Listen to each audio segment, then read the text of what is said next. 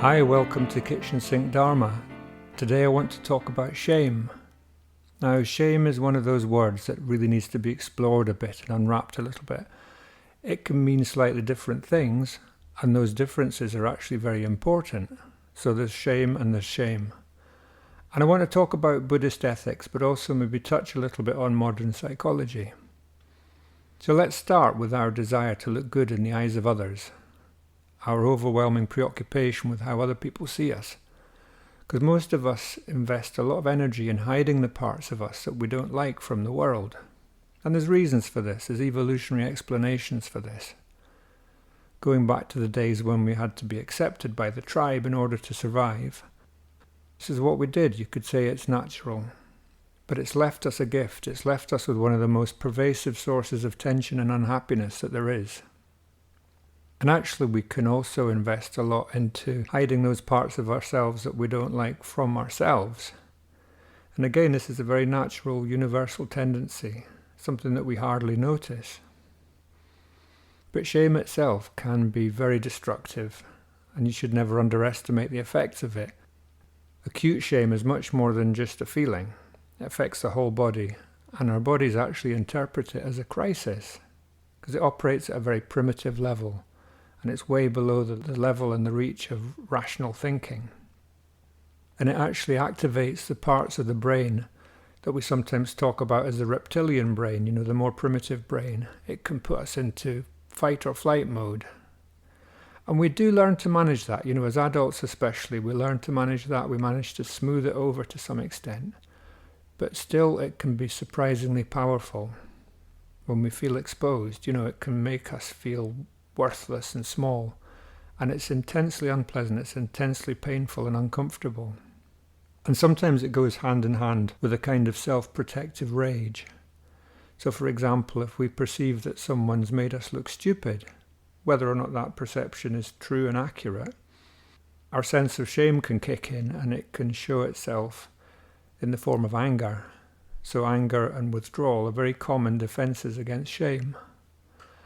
And for many people, shame is really there all the time. It's a background noise that colours all of experience.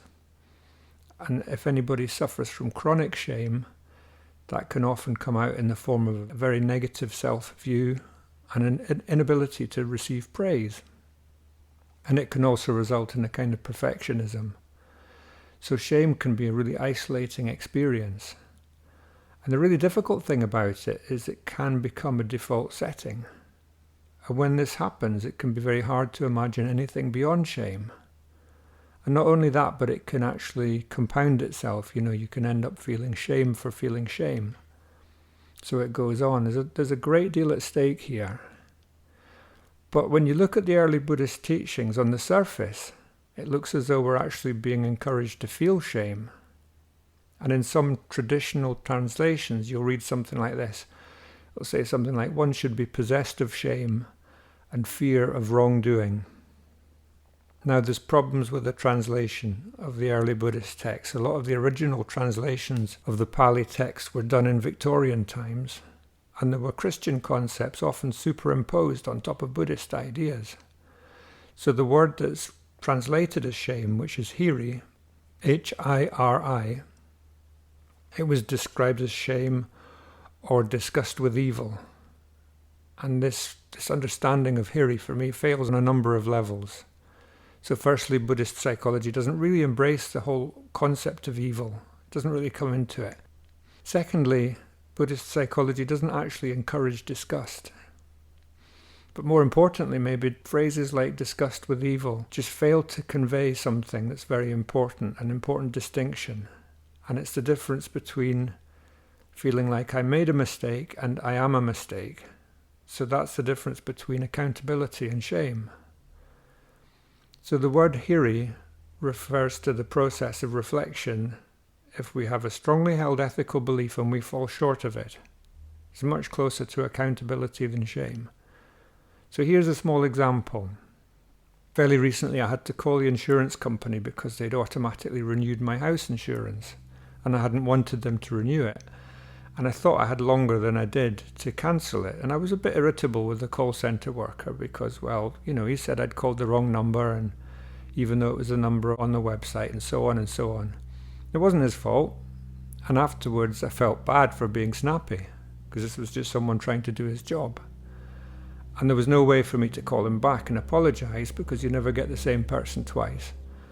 And I felt some mild shame, but not the kind of shame that has a hypnotic power over you, not the kind of shame that brings with it this sense of time slowing down. More just the kind of shame that's manageable. And maybe even shame isn't the right word, I just felt a bit stupid. And I thought about this, and I reflected on the inconsistency of someone who teaches meditation, teaches kindness and friendliness, and this person that I was who got grumpy on the phone with a complete stranger.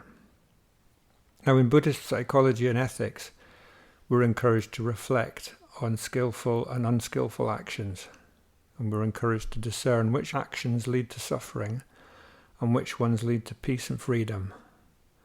And that doesn't require that kind of level of shame that undermines our sense of self-worth or that cuts us off from other people. That level of shame isn't helpful. It blocks any reflection or receptivity, and it puts us in a type of survival mode. So that kind of shame is egocentric. It's very inward-looking. And accountability is more outward-looking. It means just taking responsibility for your actions, thinking about their effect on other people. And it's about being willing to learn. So there's a very well-known passage in the Majjhima Nikaya where the Buddha teaches his son Rahula about how to examine his actions. And he uses the metaphor of examining his face in the mirror. Just to ensure that he wasn't harming himself or anyone else, he was encouraged to reflect on what he did and what he said, and also to learn from his mistakes if he found that his actions were actually harmful. So dissonance, which is what arises when our actions don't actually align with our ideals and values, is something that's really worth exploring here. The exploration of dissonance is not a comfortable task, but it's also the classroom of our practice. And when moments of dissonance occur, this is like when we intend one thing and we get pulled into another thing. Mindfulness can actually help us to highlight that sometimes. But when we do become aware of that dissonance, now we've got a choice. So the question is, are we actually willing to look at our shadow? Are we willing to look at the bits of ourselves that we're not so comfortable about? And if we're experiencing a shame reaction, is it possible to just embrace our whole unloved, suppressed parts of ourselves? Can we stay with that discomfort long enough to learn from it without being completely lost in it? And I think one place to start is to recognize that we're suffering. So if we respond to that quite gently and give it some space, and we know that shame, like everything, will arise and pass, it'll come and go. We don't have to identify with it. It doesn't have to become us. So in the example that I gave, after I put the phone down to the insurance call centre, I just took a few breaths and I recognised that as well as acting unskillfully, I was also experiencing some frustration and asking myself, well, what's needed right now? So first the self-compassion, then the reflection. And if necessary, we can take the opportunity to make amends. We might be able to do something about it. We might be able to learn. We might be able to grow. We might be able to reconnect with our values. But we can also put it in perspective. We can also bring in some balance. And we don't have to get lost in shame-based ideas. We don't have to reinforce any negative self-views like I'm not good enough or anything like that. And something I want to say that I think is really important is this. The feelings that we have of shame don't always arise as a result of our unskillful actions. They can come up for other reasons. Sometimes we feel shame about things that really are not our fault. It's not to do with anything that we've done. And often feelings of shame just have no value to us whatsoever. And shame can arise from traumatic events. The victim of some traumatic experience can have shame come up connected with their sense of powerlessness, and the resulting shame can add to the impact of the traumatic event itself. And of course, our culture can sometimes magnify shame and self-criticism, I think even more so now than maybe at the time of the Buddha, 2,500 years ago. So advertisers actually use shame to sell us their products, and the shame that we might feel about the body, or any sense of insufficiency. It's all part of the seller's toolbox. It can be about money. I can remember when I was a kid, other children laughing at our rusty old car, and I can still feel that. I can still feel the turmoil and the sense of wanting to disappear. And if you ever read the biography of Robert Oppenheimer, the scientist leading the development of the atomic bomb, it's absolutely fascinating. He describes his constant sense of discontent that's born of shame, and his feelings that his own parents, particularly his father's social clumsiness, had resulted in all sorts of humiliation to him. And that really touched me. But it also got me to thinking, what effect has shame actually had throughout our history? What forces in our world have been driven by shame?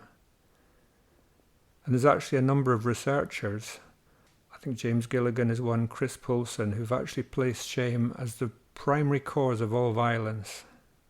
And it's been described as the underside of narcissism. So it just makes me think what kind of murderous extremism might have had its roots in shame and humiliation. So shame can be really toxic. And the toxic nature of shame, for me, it makes me rather wary of using it as a self-improvement tool.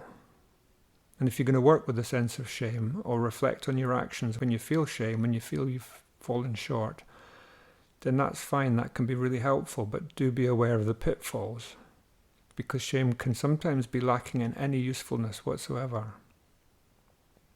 And we can cause ourselves a great deal of pain with actually little or no benefit. And when we're overwhelmed by shame, it might not actually be the time to reflect on our ethical behaviour. So I'll only ever really work with something as difficult as that when I'm feeling sufficiently resourced and sufficiently calm. And as the Buddhist monk Ajahn Sucitto said, don't go into something unless you know you can stay out of it. So we start with a healthy measure of self-acceptance. And that self-acceptance frees us up to love and accept others, and it allows some space. And if we can reflect on our actions without actually creating this very solid view of ourselves, then we can work out whether we've acted in line with our values. We can work out whether we've fallen short of what we believe in. But shame, especially when it's deeply ingrained, it can block that self-acceptance. It can create a negative self-view, and it can prop it up with stories. No end of stories. So the last thing I want to say is this, is that when you hear any kind of critical voice in your head, that's not actually you. It might feel like it's you, but it's actually just words generated by the mind. It's just a mental process. And it's really a mistake to identify with that voice of shame as if it's who you are. It's not who you are. There's actually a vast field of awareness you could call consciousness. It's huge and it's primordial. And all sorts of things arise and pass within that field of awareness, including shame. But they're just visitors, they're just fleeting visitors. And self-views like shame arise and they pass and they shift and they change. And sometimes we solidify them and imagine that they're real, we imagine that they're what we are, but they're not. And when we're in the grip of shame, what we see is a faulty self. And that view of ourselves can even become a habit, but really it's just a story. It's not a helpful story even, it's not what we are. And we don't actually need to try and make ourselves perfect. We just need to be able to recognize suffering when it arises. So thanks for listening. And hopefully you can join us again soon.